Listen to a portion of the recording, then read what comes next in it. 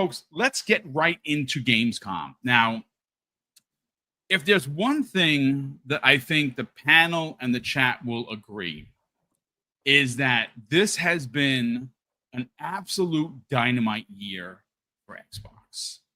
It started out in January with the Dev Direct. And again, folks, I mean, depending on whether or not you want to just work with the first 6 months or you want to go back to December or November or October or even September, they've been on a roll with their first party. They've been on a roll with Xbox Game Pass. Obviously, to close out the year in December, Indiana Jones, phenomenal game. I'm actually on my second run through it. I just loved it. I thought it was such a great experience if you are a fan of Indiana Jones. And my God, the work that they did to make that game actually feel and look like an Indiana Jones film is just amazing. But if you want to just keep it tight and just work with the first 6 months, January to where we are in June, man, it has been epic. They've had great showcases. They've had great dev directs. They've had great first-party releases, a bunch of shadow drops, amazing titles added to Xbox Game Pass. Well, now we're getting into the second half of the year. July is obviously next week. And well, Gamescom has been confirmed that Xbox is going to be there in a big way. Now, how big? Well, last year they had half of the space. And I speaking to people like Asante who actually went to Gamescom, he's like, boom, you wouldn't believe it with your own two eyes. They everything everywhere was Xbox. So this is going to be a big show for them. And there's a couple of reasons, Crispy Bomb. Besides the fact that Gamescom is the biggest show of the year. I know that, Jeff Keighley's is pretty big and there's a lot of people that go. Gamescom is a totally different animal. And it's a behemoth. And they get hundreds of thousands of people through those 4 days. What makes this one a little bit more special is it was just announced yesterday that Greenberg and the rest of the crew are going to be celebrating with fans the 10th anniversary of FanFest. Now, of course, I would have loved FanFest to be here and would potentially love for them to have it on multiple locations, but it seems like this is the big one. This is the big 10th anniversary event. And again, it's Gamescom. Gamescom is massive. So again, a double celebration. Xbox celebrating what they've done already for this year, celebrating the 10th anniversary with fans. And of course, that is a big place for Xbox fans. But Crispy Bomb, we know what Xbox has done. And I'm going to be honest with you. I said this in the green room. There are 3 big shows left for the remainder of the year, right? There's Gamescom, the biggest of the year. There is the Tokyo Game Show, which is pretty big in itself. And of course, at the end of the year in December, as it has been for the last decade or more, is Jeff Keighley's event. And we know that Xbox usually shows up to Gamescom with something, as well as Tokyo Game Show. And not last year, but the year before, they had a bunch of stuff that they showed at Jeff's show. And we know, folks, this is a known fact that they held some things back from the showcase that just happened a couple of Sundays ago. My question to you is, what are your expectations, and are they going to show something new at Gamescom 2025? Well, I mean, first off, I feel like Xbox has the strategy of, just, okay, we're going to show up and we're going to show out in some way, shape, or form.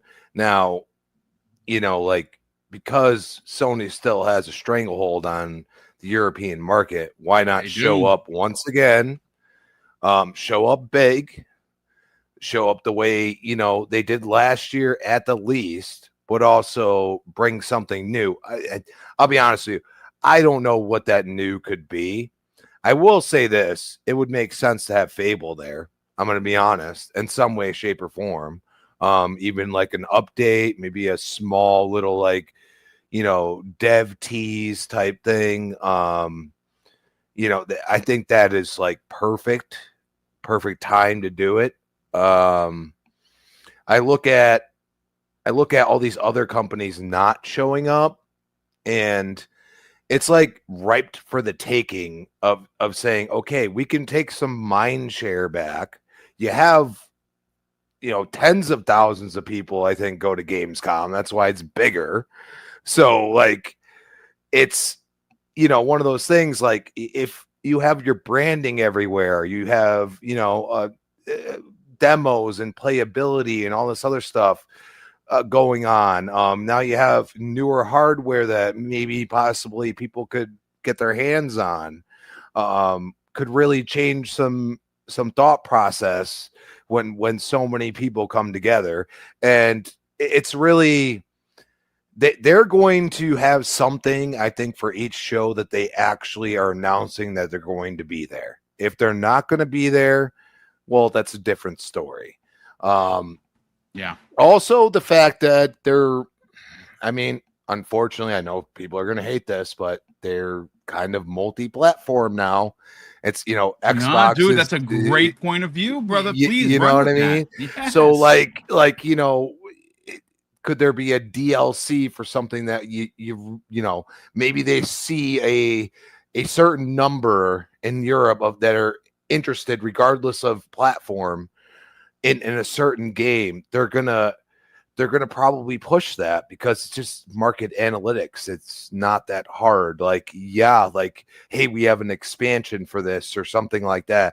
So I feel like the reason why they're saying, hey, like, here's Xbox Fan Fest across the pond, as we like to call it, and that's where you say, yeah, it's logical.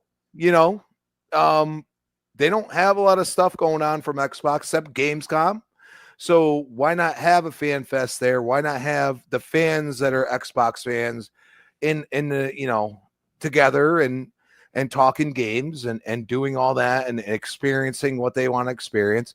I fully expect, like, smaller titles to possibly, like, I think Fable, they haven't shown quite as much as they could. And also, it seems very well in development. So I think that would hit home very well. And, at the end of the day, it's one of those things where I just feel like their strategy is to go where the gamers are, and hopefully word of mouth and everything else can float out. Who knows if you're going to get your hands on some of the new applications that they've done with, this Windows integration and all these other things. Who knows what, like, are they going to have this new Xbox Meta Quest? Are they going to have those there? Like, things like that. So, like, to get hands on and then to get feedback from those people, that's one thing. Like regardless, we had the bad news, but I'll tell you right now, Xbox, they love feedback, and I think the feedback, they'll take what they consider logical into consideration because they've proven it time and again. And I think, the next topic is going to get into, a different realm, but at the same time, they're trying something that nobody's ever done. And they're trying to integrate all of these stores into one thing. And if people get hands-on and have a positive thought process about it and how it works, it is going to help them integrate it, because at the same time, they're going to get feedback that things that people don't like. And I think when you have so many people coming to one event, I think it's going to be something big. Like, I really feel like they're saving something for that show, and we should all pay attention to it. Probably when they're going to tell us to pay attention. That's the way they roll. Like, hey, you might want to watch this show. Oh, don't lower expectations. Like, they go through this whole like the bipolarness. Like, oh, no, everything. Somebody says one thing, and then we take it into consideration. Then somebody says another, and it's like okay. So you end up in like this middle road where you're like, okay, I'm gonna be like mid. Everything's going to be mid. And then it's like, oh, that was there. Oh, that's nice. Oh, good to see it. So I really feel like they're going to show up where they show up. They're trying to be more marketable outside of the United States. Yeah. You know what I mean? So I think it's definitely smart to be there and to show up big. I mean, it's a great point of view. I actually think that you're onto something. Showing up big, again, if they get there and they bring some of the, which by the way was officially announced today, and that is the MetaQuest Xbox S3. I didn't get a review kit, and again, I'm not surprised by it. We're still relatively small. Maybe at some point we do get some more subs. When we get to the 25 mark, and they'll consider us to be worthy of sending it. It's fine if we that we didn't. I have the S out of the regular 3. Which the S is a little bit, step behind, but it is Xbox branded. $399.99 comes with a controller, comes with the virtual reality controller, the headset. 3 months of MetaQuest Pass, which is kind of like Game Pass for MetaQuest. I have it. I buy it yearly. It's actually really good. And 3 months of Xbox Game Pass. That both of those 3 month subscription cards do come in the box. And again, folks, if you don't have this headset, you might want to consider picking it up, especially because it's Xbox branded. It does look dope. $399.99. I saw Paris Lily and Tom Warren show off their kits, which it looks really nice. So if you thought about getting into VR and you were waiting on this, $399 is actually not bad, to be quite honest with you. Again, it's slightly underpowered versus the regular MetaQuest 3. But it's still a nice deal, at least in my opinion, especially if you've been waiting. But Jamie, Crispy Bomb brings up some really good points about showing up and showing out, so to speak. One of the things that I am expecting, and look, we all know that these game shows, especially when they're held here in America, it's sometimes difficult for these companies to fly from Europe to America to be a part of the show. Right? And we know that the shows are digital, but sometimes, they bring their wares with them. Well, Gamescom gives a lot of companies or a lot of developers that are in that region of the world a much easier time getting to Germany. And we've seen this before, that Xbox will show off studios that happen to be in that region of the world. And there are quite a few of them that are part of Xbox Games Studios. So the question is, do you think that not only are they going to show up and show out, but are they going to bring something that we haven't seen yet? Do you think maybe it's one of these things that were quote unquote held for a later show because there were two? I mean, listen, let's call a spade a spade. The showcase a couple of Sundays ago was incredible, and it was packed to the gills with content. And mind you, they didn't show Perfect Dark, they didn't show Fable. They didn't show anything with Halo. They didn't show Gears E-Day. They didn't show, there's the State of Decay 3. There's a lot of games that they did not show. Do you think any of those games might have been held for Gamescom? Gamescom's a pretty big event. Yeah, so like Gamescom, like for the past few years, it's typically an event where they have updates for existing games we know about.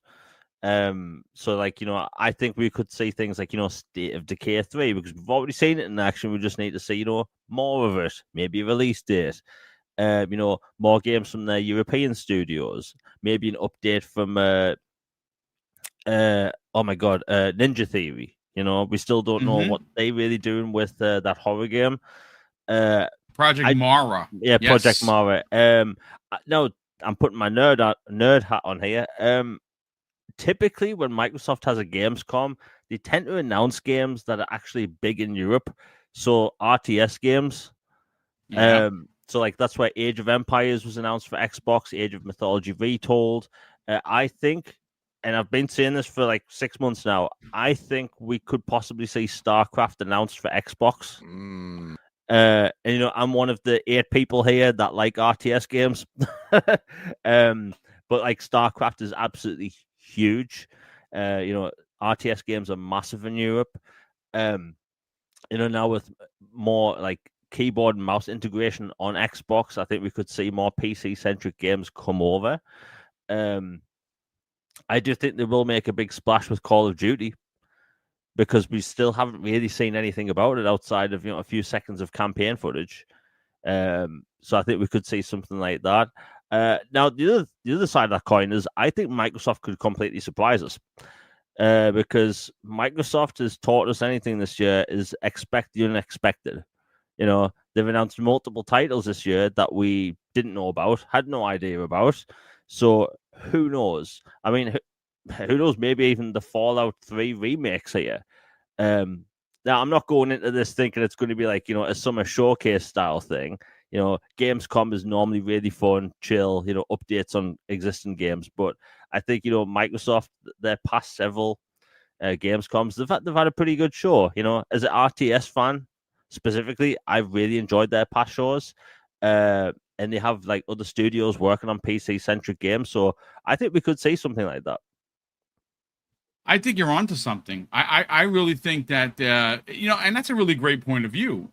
Expect the unexpected, because if there's one thing that we did learn this year is they really embrace the shadow drops. As a matter of fact, it was in one of their advertisements for Game Pass where they literally said shadow drops happening on a regular basis. And you know what? This show is going to be covered by a lot of the big websites. Gamescom is all of the bigs are going to be there. IGN will be there. VGC will be there. All of your favorite publications, including some of the journalists. I would imagine that Jez Corden is going to be there. I would imagine that you're going to see a lot of people like Tom Warren, Tom Henderson should show up. That makes sense, right? But it's a big show. I do like the idea that Crispy dropped down about showing out, because like I said in the beginning of the podcast, this is an opportunity to keep the foot on the gas, so to speak, right? Again, PlayStation is getting some shine because they have Death Stranding 2, and it is currently an exclusive to PS5, right? That's a big deal. It's got really good scores. A lot of people are playing it. A lot of people are enjoying it. Paris Lily posted something on the social saying how good it was. The character models look sick. They just look so good. I saw who the heck was it that I saw? There's quite a few posts, but they said that the loading times are super quick, like blink and you missed it quick, which is awesome because this game is a graphical powerhouse. It's a typical Kojima game, and a lot of people don't like Kojima. They think he's overrated. Whatever, the guy. I mean, listen, if that's how you think, awesome. I don't think that at all. I cannot wait to see what this game delivers, and more importantly, I can't wait to see his horror anthology that he's working on. I think that's going to be really dope, and we haven't seen anything on that for quite some time. But I really think that this is an opportunity to. This is going to sound console worry, but keep the boot on the neck of the industry. I'm not just talking about PlayStation. I mean, like Nintendo, their Switch 2 is great. I've been really enjoying it, but it was super light, man. They released with one major first party. That was super light. Donkey Kong, they had a direct last Wednesday. It looks really good, and I cannot wait to play that. I already bought a copy for me and Tyler, so we're in the front door. But I don't know what else they have for the rest of the year. The rumor for Nintendo is that they have a direct happening closer to September, and they might actually have a Mario game, a new 3D Mario game. What that 3D Mario game is, no one knows. PlayStation, we know Ghost of Yotai. At some point, I think they said in July, we're getting like a dev direct from them. Like, listen, that game is going to be amazing. It looks astounding. If you like Ghost of Tsushima, you're probably going to like this. But that's it for those guys. We don't know what Xbox has. And again, we have an idea of what's coming. You know, you have Ninja Gaiden 4, you have the next Call of Duty, Black Ops 7. There's one or two other ones that I just forgetting, but there could be a couple of, you know, shadow drops there. Jamie, I like the idea of potentially shadow dropping Fallout 3 Remake. I think that would be a really, really good way to kind of just show up and be like, hey, folks, here you go. This is the rumor. You heard about it during the court case a couple of years ago. Just like Oblivion, boom, here you go. And a Fallout 3 Remake. They'll call it a remaster, but if it's on the same lines as Oblivion, a lot of people are gonna. Again, for a lot of people, that's their favorite Fallout. Not me personally. Sorry, Todd Howard. You know, don't get mad at me. But you know, I love that idea. Fallout 3 Remake is awesome, but I would much rather Fallout New Vegas remake. Sorry, Bethesda. But again, I think this is definitely an opportunity to keep the industry at arm's length and let them know that this is just not the same Xbox.